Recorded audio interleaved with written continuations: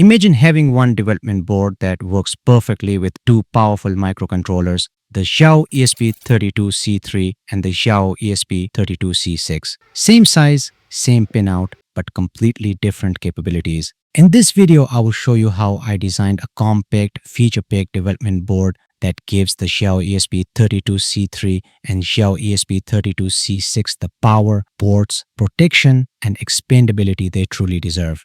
Whether you are building IoT dashboards, automation systems, or experimenting with Wi-Fi 6 on the Xiao ESP32C6, this custom board is going to make your life a whole lot easier. I have already made detailed getting started videos on both the ESP32C3 and the ESP32C6. So if you want to learn the basics or study these boards at an introductory level, I will add the links in the description below. Make sure to check those out first. They will help you a lot. I started off by designing the schematic in EasyEDA, which is completely free and honestly much easier to use compared to most PCB design software. And since I wanted this development board to be powerful enough to handle high-torque servo motors, GSM GPS modules, relays, and even heavy modules like 3G, 4G, and 5G, I included a 5V 3 amps power supply. I've already used this exact power supply in my previous development boards, and I even made a full dedicated video about it. So if you want a deeper explanation, you can watch that video as well. Along with that, I added 4 SPDT 5V relays. And to keep these relays completely isolated from the microcontroller side, I am using PC817 optocouplers. These are extremely important in a professional design because they electrically separate the high voltage or high current relay section from the sensitive controller circuitry. So even if there's noise, voltage spikes, or a fault condition on the load side, the optocoupler protects the microcontroller by preventing that interference from flowing back. I've also placed diodes across each relay coil. These are flyback or freewheeling diodes, and they're crucial because when the relay coil switches off, it generates a high voltage spike. Without these diodes, that spike can damage the transistor or even the controller. The diode simply absorbs that energy and keeps the entire circuit safe. To drive each relay, I'm using an NPN transistor. I've already made a dedicated video on relay driver circuit calculations and design, and the full article is also available on my website if you want to study it in detail. For this development board, I also added an ST13060 LED display module.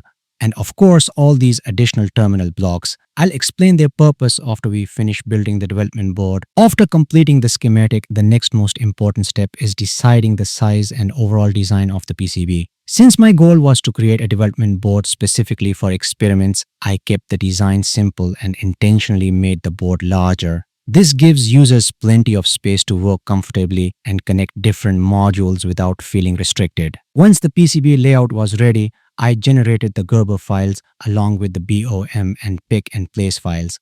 And if you're not familiar with this process, you can always check out my PCB designing videos. I have explained everything in detail there. You can download the original schematic, PCB design files, BOM, and all the other resources from my Patreon page. So I sent those Gerber files to Seeeduino, and I also ordered a stencil, and then a few days later, I received this huge package from Seeeduino, and honestly, when I opened it, I was shocked. They didn't just send the PCBs and the stencil, they also included multiple sensors along with several Xiao ESP32C3 and ESP32C6 boards. I genuinely wasn't expecting that. I thought they would only send the PCBs, but they sent way more than that. And now I can build multiple development boards and use all these sensors to run tests and perform different experiments. These are the stencils nicely sandwiched between two hard boards to prevent any bending during shipping.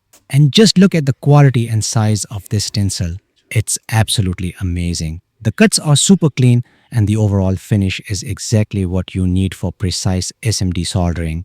And here are the PCBs. The quality is absolutely top-notch. I don't think I even need to say much. The finish speaks for itself. Seeeduino always puts quality at the top of their priority list. And I'm saying this from experience because I've used a lot of their products over the years. They never disappoint. Anyway, now I'm going to use the stencil to apply solder paste onto the PCB, and then I'll be back. So as you can see, I have applied the solder paste on the PCB, and next I am going to place all the components on it. This digital microscope made the whole process of placing the SMD components super easy and precise.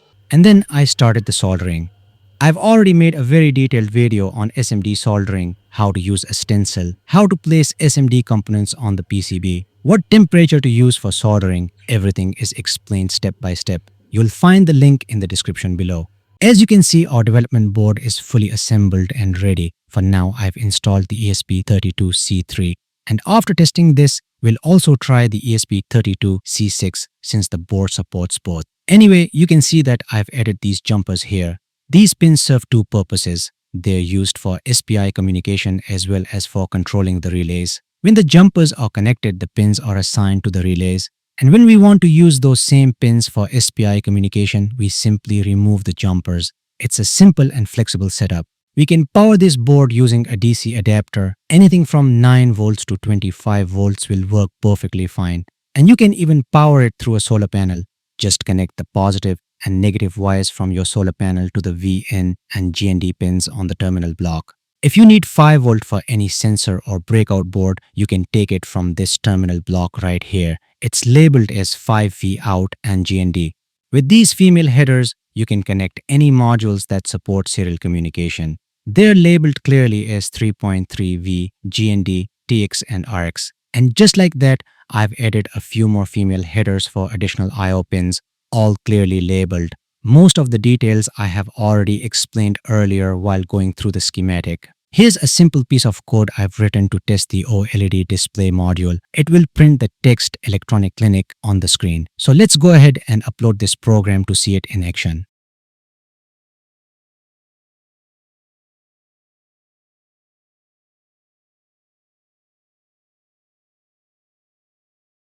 It's working perfectly. Just look at that. I have printed electronic clinic on the screen. It's always a satisfying moment when the first text shows up on a brand new board. It tells you everything is wired correctly, the power is stable, and the controller is talking to the display exactly the way it should. A small thing, but a big confidence boost before moving on to the rest of the testing. I'm going to use this code to test the relays. I have already uploaded the program, so now let's see it in action. It's working! I am sure you can hear that satisfying clicking sound of the relays. Now I can use these relays to control AC loads around my room. In upcoming videos, I will be using this development board for some really amazing projects. So make sure to subscribe if you don't want to miss any of those. Now let's test the OLED display and the relays using the Xiao ESP32C6.